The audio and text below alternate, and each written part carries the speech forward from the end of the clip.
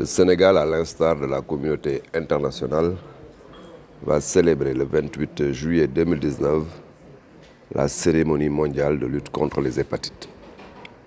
C'est l'occasion d'intensifier les efforts nationaux de lutte contre cette maladie, d'encourager l'engagement des individus, des partenaires et du grand public, ainsi que de souligner le besoin d'une riposte nationale plus énergique. Le Sénégal s'est engagé, à l'instar de la communauté internationale, à atteindre les objectifs de traitement des maladies d'hépatite grâce à une subvention partielle de l'État.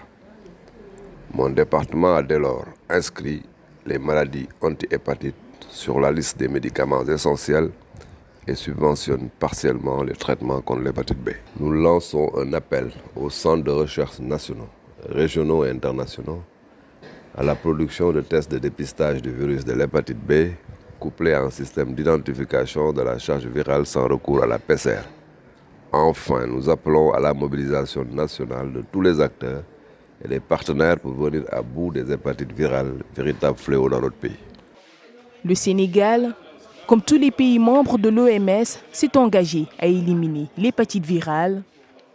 Je saisis l'occasion de cette journée pour appeler les États membres à investir dans une approche de santé publique axée sur l'élimination de l'hépatite virale B et C en Afrique. Les partenaires techniques et financiers du Sénégal adressent leurs félicitations pour les progrès accomplis par le secteur de la santé dans la lutte contre les hépatites.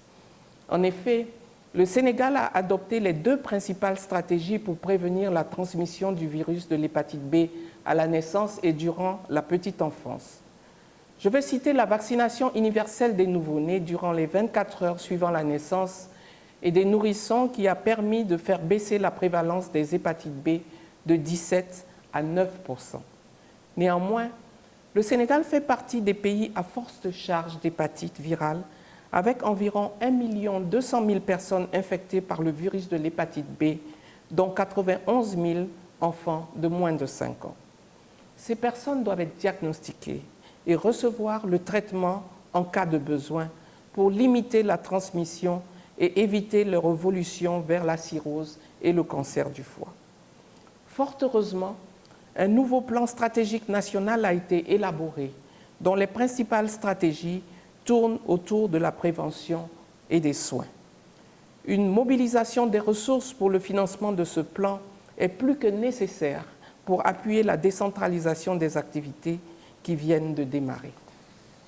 Je puis vous assurer de la disponibilité des partenaires à poursuivre leur soutien pour permettre au Sénégal de réduire la forte charge morbide des hépatites et de ses complications, véritables freins au développement socio-économique. Unissons-nous tous dans la lutte contre l'hépatite pour atteindre les objectifs fixés à l'horizon 2030.